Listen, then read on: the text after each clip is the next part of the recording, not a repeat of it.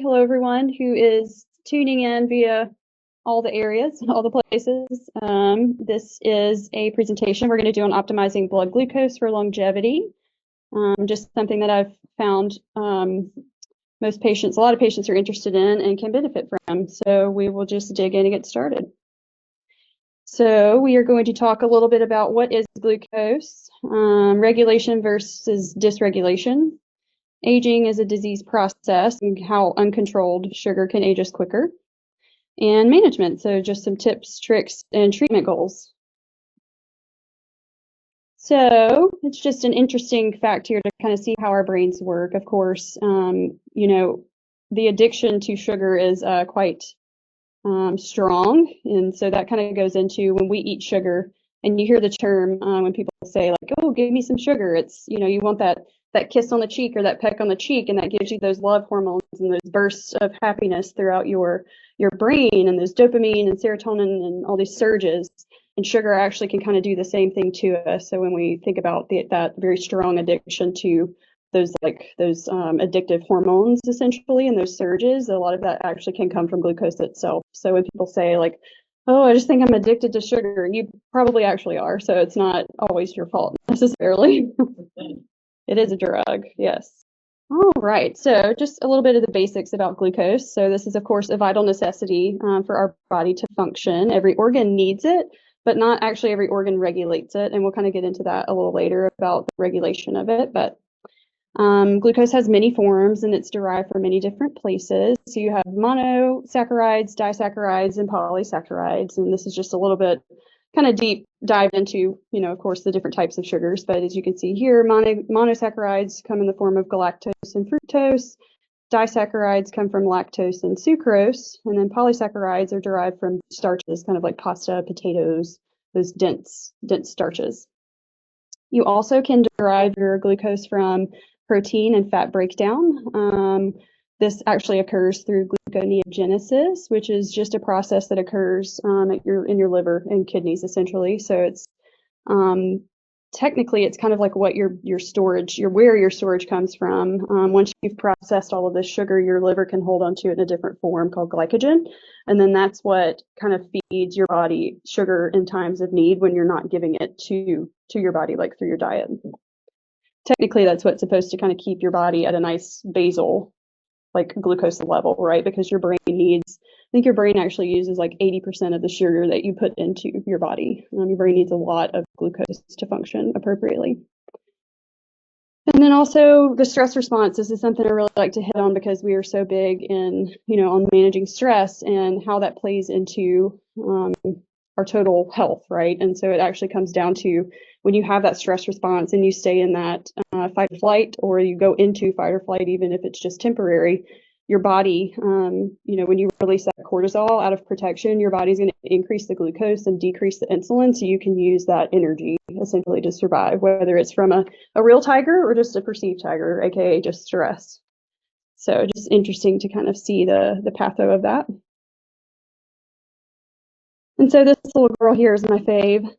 So I like to kind of, I'm going to zoom this out just a little if I can. There we go. So I kind of like to talk about her. She's ATP in our body, essentially. So she's energy we hope to get from sugar at the cellular level, essentially. So the way that we break down glucose, our body is very adaptive in the sense that it knows what it's supposed to do with most molecules at all times. So once glucose enters the body, it travels to the tissues, of course, that require energy, which is literally every system in our body, where it's then broken down by chemical reactions like phosphatase into ATP, which is our friend here on the right. Then your body stores it, kind of like I was saying earlier, stores in the excess glycogen in your liver and in your muscle tissues to pull from when it needs energy. That's your storage, again, that helps you to kind of maintain that constant normal blood glucose level.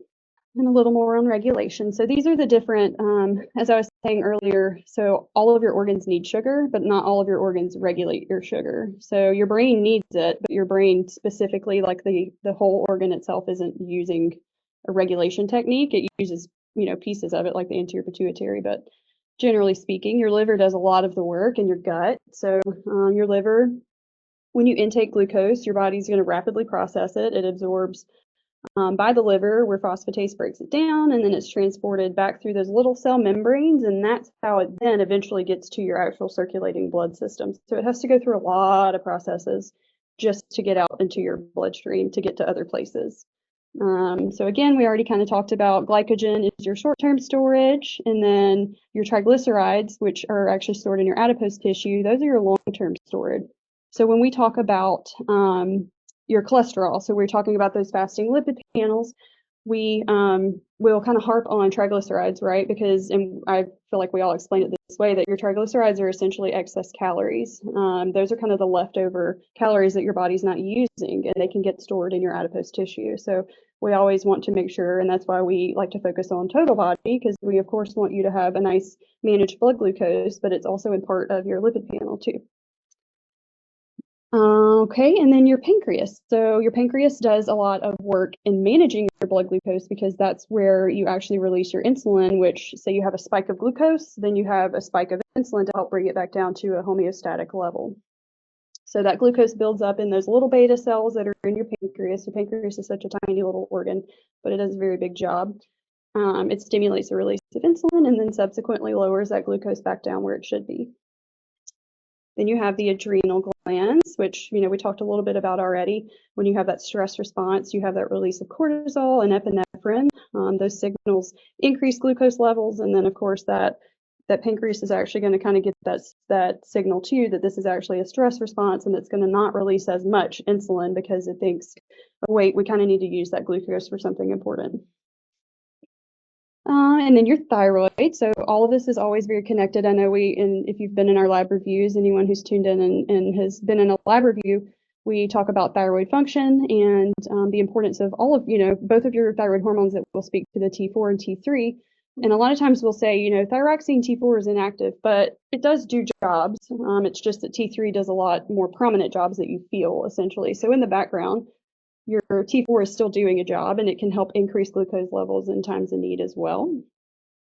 And then your anterior pituitary. So this releases your both ACTH and growth hormone while increasing blood glucose, again, just during times of need. So say it senses your body is actually deficient in glucose during a time of stress or a time of need. It can help to try to maintain homeostasis in the body until we can get a sugar source in. So again, to anyone who has been in a lab review with me, and I'm sure Martina maybe does the same thing, but this is a common movement that I make when I start talking about hemoglobin A1C and blood glucose and insulin and making sure you're not eating sugary things in the morning. And so this guy is a good example of that roller coaster that we do not want to take a ride on. So you do not want to start your day off with a high sugary meal that then is going to cause that insulin to spike up after that big dose of glucose. You only need a certain amount, right? You don't need excess levels. And you also just need a very balanced meal to prevent these things from happening, which we'll go into a little bit later when we talk about some management tips and tricks. But generally speaking, what we don't want to do is what this guy's doing right here. But we do want, and I really like this is actually from a CGM. We are in no way associated with or sponsored by or sponsor this company, but it's a great company, and this was a really great visualization. So this is NutriSense, which is one of the CGM companies that you can use for continuous glucose monitoring. There's a ton of them out there, but generally speaking, they have a really great explanation of this up and down, right? So you see that where my arrow is pointing is optimal. We want more of a gradual up and a little bit down and a little bit up. It's kind of more of a even keel fluctuation instead of those peaks, valleys where you have the cravings, the energy crash, and then excess fat storage and, all the undesirable but common symptoms that a lot of people have. Connect us to aging, as it's a disease process. So people wonder probably, how is my sugar related to my age or me aging quicker? So we were able to listen to Dr. Peter Attia back in one of our conferences recently. And of course, he has his new book out, which I'm sure lots of people have kind of picked up and probably know this, but he has presented Medicine 3.0 as essentially how healthcare should be working. And that just means that he kind of speaks to our goals as healthcare providers, that when we're treating for longevity, the goal of medicine is a relentless focus on not only lifespan, but also health span. So the period of time in which someone is living and actually healthy, right? And so kind of more of like a quality of healthy life that they're having. So when we look at that, we like to look at the basis of chronic illnesses and why disease processes happen and why they get worse and how they're all interconnected. And so when it comes down to it, dysregulation of blood glucose can be connected to a lot of things, which I'll show you here in a few slides. You'll see a better visualization of it. But generally speaking, when you get that chronic dysregulation and chronic hyperglycemia is when you can develop diabetes type 2. So this is just considered a metabolic dysregulation that can arise from issues with glucose uptake, production, or metabolism. Hyperglycemia is considered a fasting glucose greater than 125.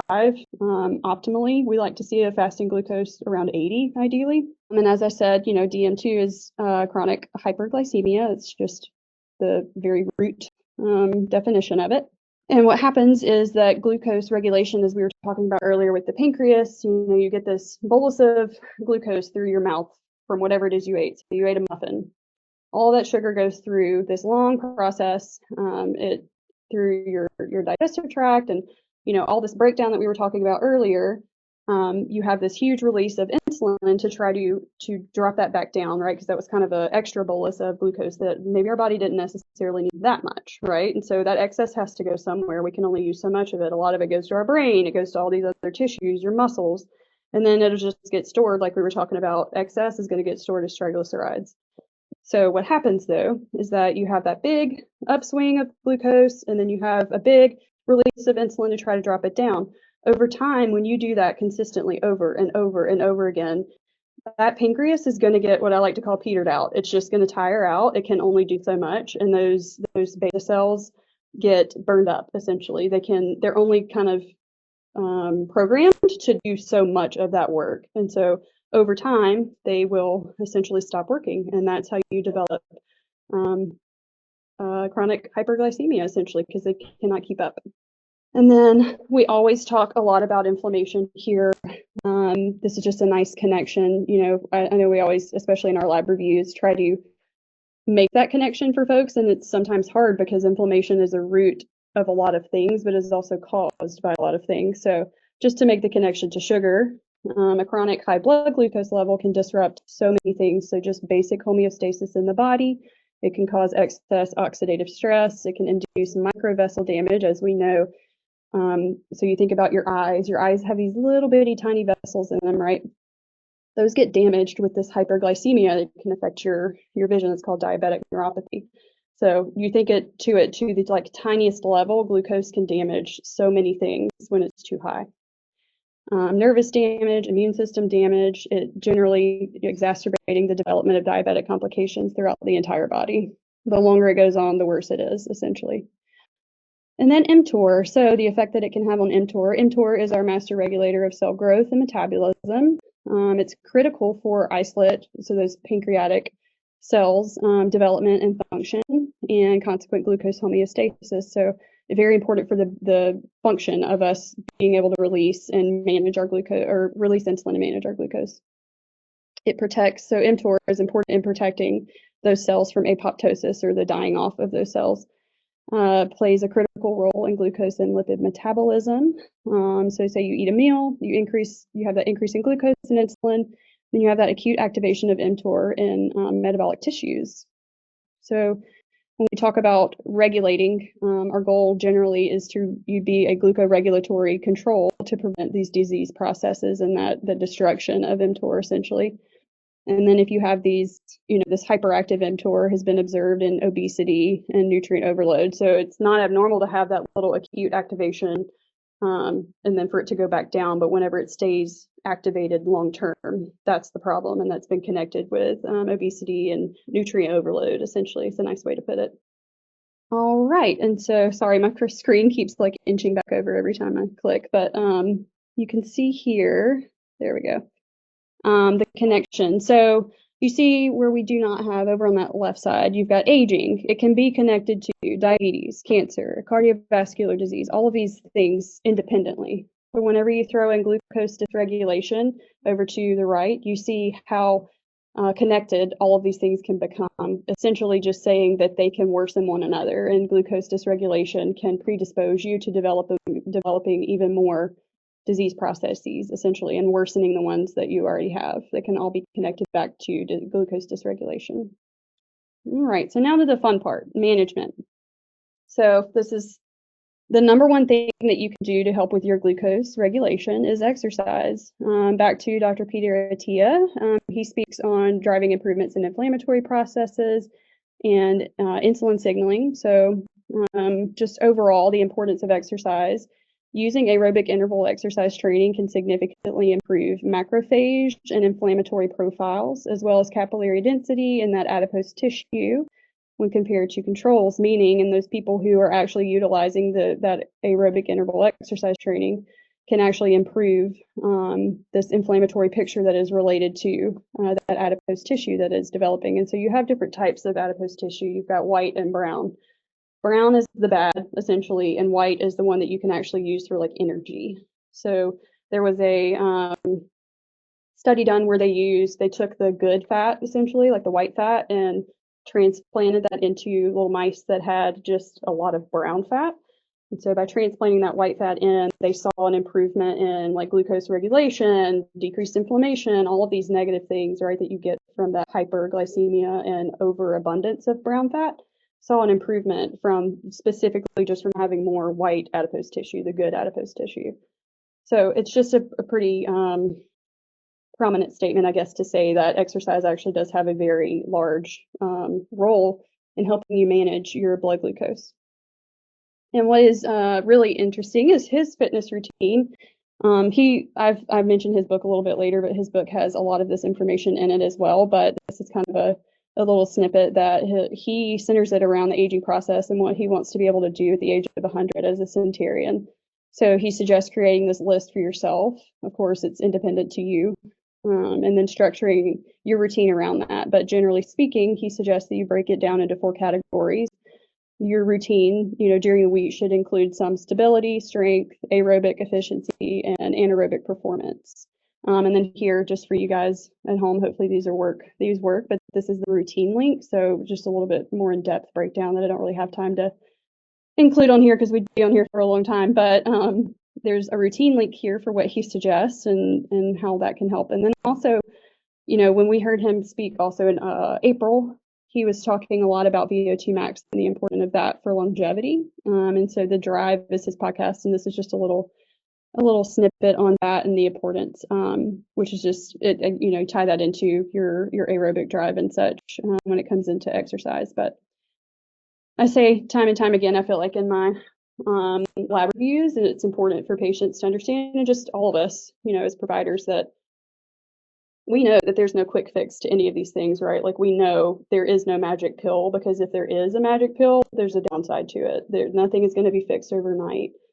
I know that there are reasons why, all these different reasons why we may not be able to do certain workout routines, right? But moving our body, generally speaking, is the best thing that you can do daily. So like even like promising yourself that you're going to get 10,000 steps in a day, it's just walking. You're just moving your legs just like you are throughout the day, right? If we're able to do that and we're able-bodied, moving throughout the day consistently is better than not. So that's like one small thing that say you don't have the time to get in the gym, you don't have the time to do strength training, all of these things. I know everyone is super busy and everyone has all the things, right? And everybody has stress, but if you could, prioritize that for yourself and promise yourself, like, okay, I'm going to move more during the day on the daily. I'm going to take, and I think it's Rhonda Patrick suggests those workout snacks, I think she calls them, or fitness snacks, I think.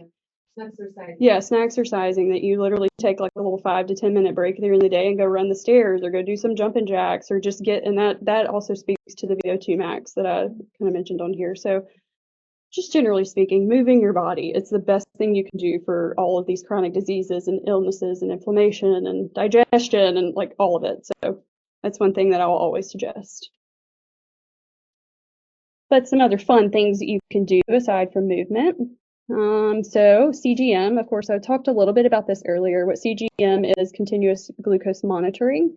So there are a lot of companies out there that do it that are providing it, kind of like I said with NutriSense earlier, but there's also, I mean, you Google it and there's a ton of these companies, but generally speaking, they help to set you up with a continuous glucose monitor. It's something that you're going to pop on, usually like on the back of your arm. It allows you to monitor your glucose throughout the day, and you can see how you respond to foods, how you respond to stress, what your glucose might be like, because say you had super disturbed sleep and now you're super stressed from the day and you're tired and your recovery was poor. You might think that you're eating a very well-balanced meal. You might think that actually, well, I thought this was good for me. And then come to find out, your body does not seem to process that carb the same way. And you actually get a huge glucose spike first thing in the morning, or that snack that you're eating in the afternoon is causing you a big glucose spike that is then later causing you to release too much insulin. And then you're having this crash, in the afternoon. So it's quite interesting to see. Actually, if you do I'm not sure what the cutoff for the A1C is for insurance coverage.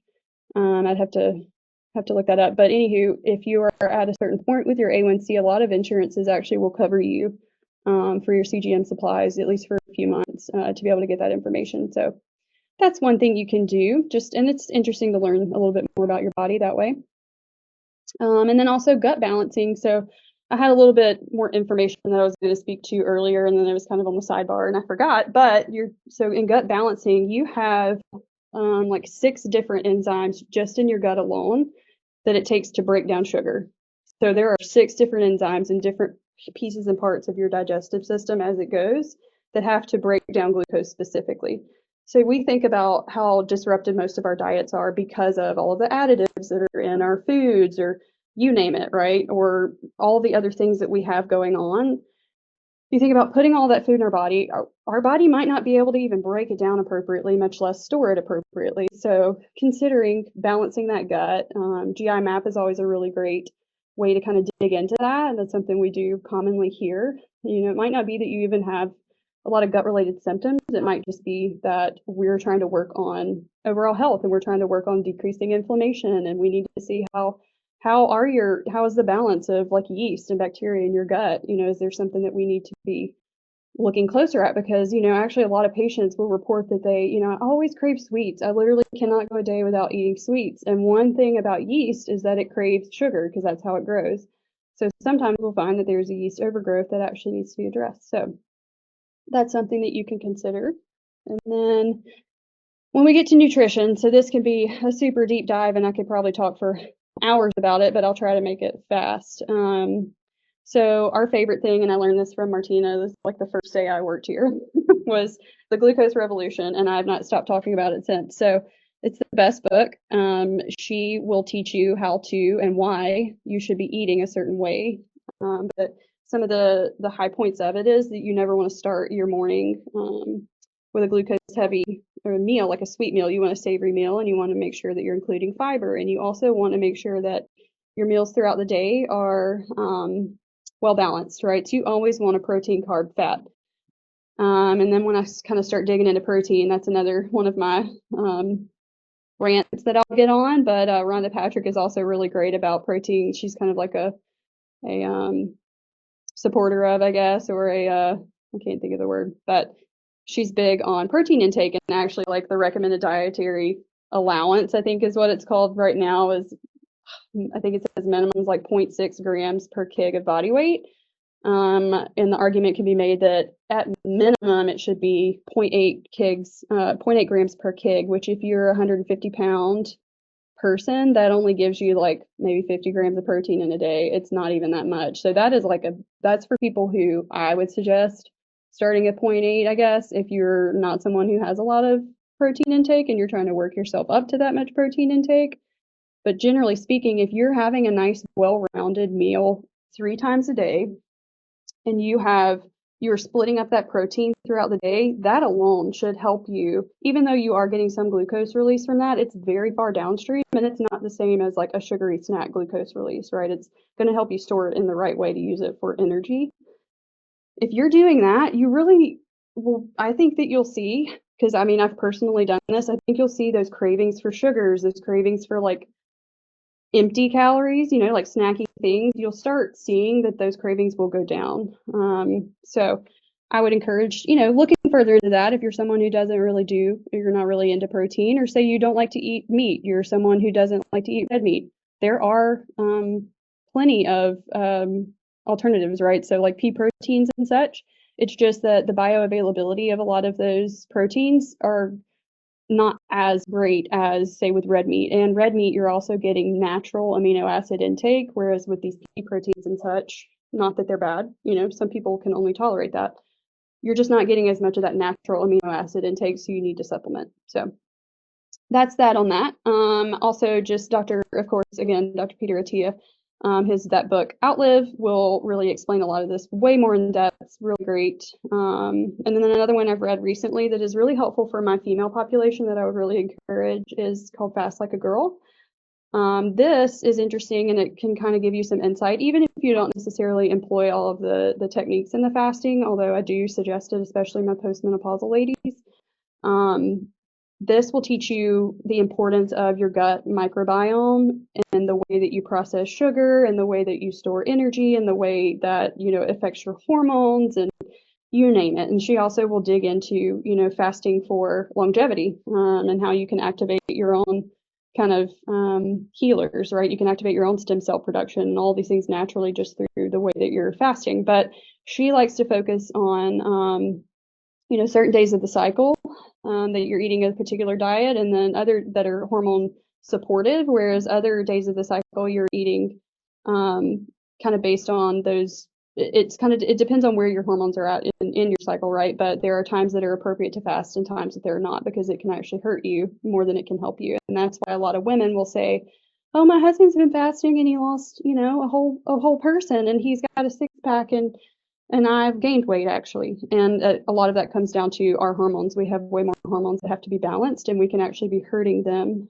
if we are fasting at the wrong time. So that is a great one to consider. And also, when you go into that fasting and ketosis, that also can help with blood glucose regulation. So, and then another deep dive that I did, and just for time's sake, I won't go too deep into it, but generally speaking, foods is functional medicine. There are foods, and I might have included these examples on another slide, I'll have to see, but I can add those in. Just foods is functional medicine, meaning there are certain foods that actually have, we talk about peptides a lot here, but peptides for different things, but there are actual foods that have peptide potential in them, right? So like there's certain nuts that have these protein type peptides that can help naturally increase your IGF-1 or your GLP-1. So there are foods that we can be using naturally throughout our diet and throughout our day that can be helping us without including medications and things like that. And then also focusing on low glycemic foods. So, for example, there are certain, say, like pineapple. Pineapple is not a low glycemic fruit, whereas blueberries are. So they're not meaning low glycemic, meaning they're not going to spike your blood glucose like these other foods would, depending on their sugar content, essentially, or their glucose content. So being aware of those and being kind of mindful of your intake on the glycemic index. Learning about that is also beneficial. And then fiber, I say that till I'm blue in my face, especially in my reviews. If anyone asks me about anything, I say eat more fiber. So you want I'd say at least 25 to 35 grams, 35 being ideal.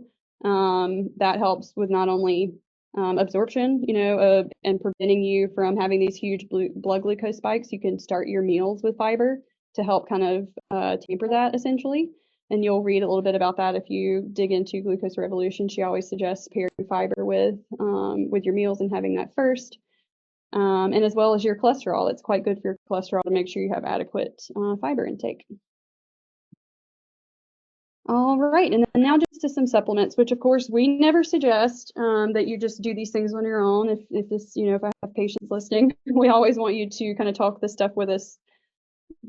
through with us first, but these are a lot of the common supplements that can be used to help kind of more naturally help you with your glucose regulation. So berberine, inositol, akkermansia is a really great one. This is actually a GLP-1 supportive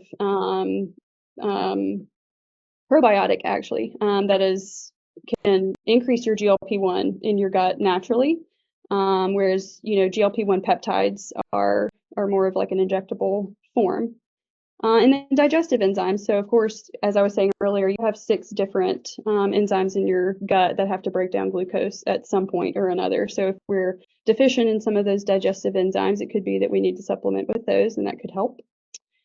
And then there's just been some advancing research on growth factors and their repair of the effects from diabetes type 2 on all the different organ systems. So in mice and in actual clinical studies. So of course there should be more research to come on this. It's all active and ongoing, as well as peptides. So I know the GLP-1 peptides, semaglutide, tirzepatide, these are all quite popular and effective at the right, for the right patients. These are great. And then as well as MOTS-c. So when we start talking about, we were talking about mTOR earlier and kind of on the cellular level and cellular metabolism, MOTS-c is also great for reducing that insulin resistance at the cellular level.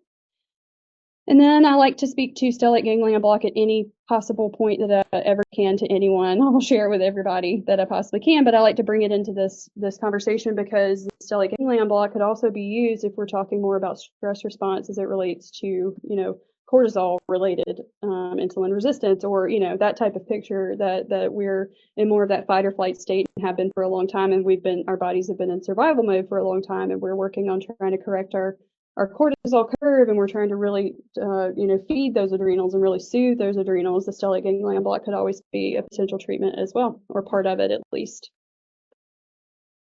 And just a couple fun things to avoid, because I feel like I'm sure there's plenty of questions, but generally speaking, things to avoid that we know, like these things are absolutely going to spike your sugar, they're going to be bad for you, they're going to disrupt your gut, whatever it might be. So artificial sweeteners, this is a hot topic because you think, oh, they say I should have this fake sugar because it's not real sugar, because real sugar is bad for my body.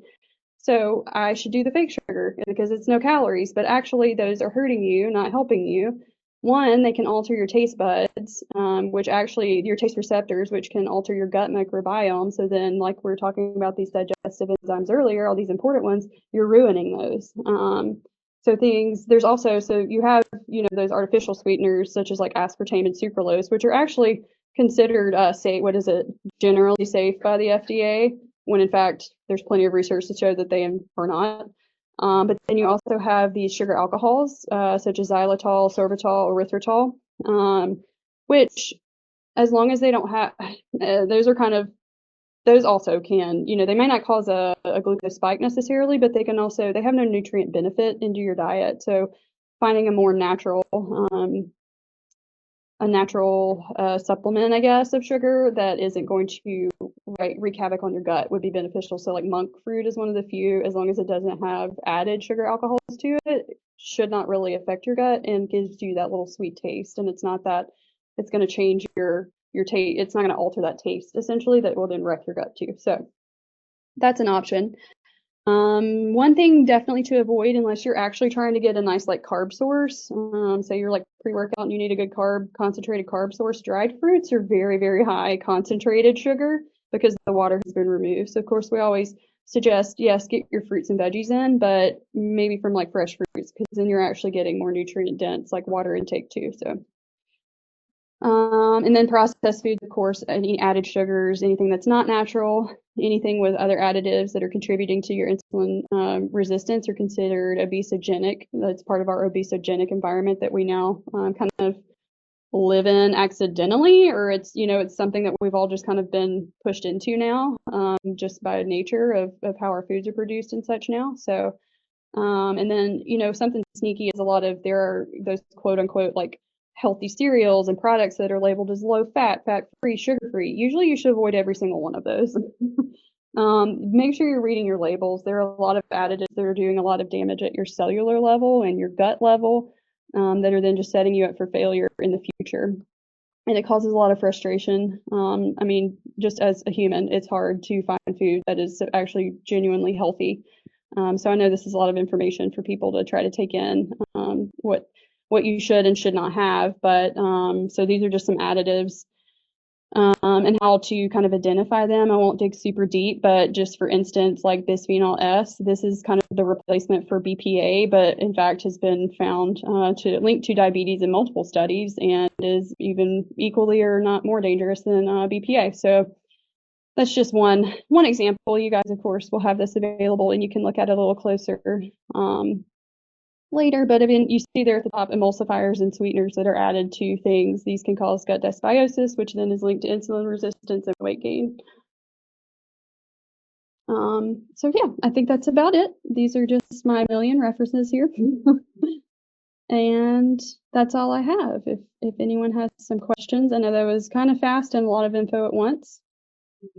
Stevia. So stevia is one of the, if you can get like from what I was reading at least, more of the naturally derived that doesn't have the added sugar alcohols, I believe. I'll have to have Masuda correct me if I'm wrong. But in the reading I was doing, and then I also talked with her earlier, if we had to pick, like prefer monk fruit, I think just because it doesn't cause as much GI upset. Because like for me, for instance, I was like, oh, stevia, that's it. And then actually I've taken it out and have realized I have a lot less GI upset from stuff. So I don't know if it's as much that it's harmful. It just may not be, it doesn't settle well. And then of course isn't changing your gut stuff, so that might be a problem. And then I think Martina had a question for me earlier and she had to step out, but it was about kind of how like ketosis or the keto diet can help with diabetes, I guess. And I think her point was, I'm not sure exactly what the question was pointed at in the sense of like amino acids, but for me, generally speaking, my understanding of the keto diet, and this also goes back to the Fasting Like a Girl book, which is phenomenal. If I could get anyone and everyone, even men, can read that and learn a lot about it, especially about their partners. It's great. But she speaks a lot to an actual ketobiotic diet, which it is keto, but also adding in a lot of like gut friendly, so like fermented foods and hormone friendly, I guess, foods that are going to help support that microbiome. Because really at the bottom of it, and I know Carol, I think, discussed this too on her last discussion about how your hormones are metabolized in your majority of them in your estrogens, especially in your liver. So your gut health and all of those organs in your gut, not just thinking about your intestines, but all of your functioning GI organs, your liver, your gallbladder, your pancreas, they all work together and they all need to be in sync, essentially. So if you don't have the right enzymes in one area, you probably don't have the right enzymes in another area, and then it's causing a backup in another area. And then you've got this dysbiosis because you've got an overgrowth of yeast and not enough of your good bacteria, and it's just a cycle. So I think her point was for me to kind of dig into how keto can kind of help, or why does keto help with insulin resistance. And it's the fact that your body goes into ketosis because it is feeding from fat, not from sugar. And so you're not feeding your body sugar, then it has to feed from the fat that's on your body. Essentially, it goes into a different burning mode. And then I think in the reading that I was doing, it actually sends more amino acids to your brain that way. So you actually get more benefit from your amino acids from kind of going into that fat feeding state. Yeah, that's another talk for another day, I think. What's the best of the like natural sugars to have if you're going to have them in moderation? So Masuda was saying that she usually shares or prefers monk fruit. Oh, like real sugars though. Say like maple syrup like or honey syrup. or Yeah, so I say maple syrup or honey. Of course, it's local to you because you get more of that immune benefit from it. But maple syrup is actually a very good one.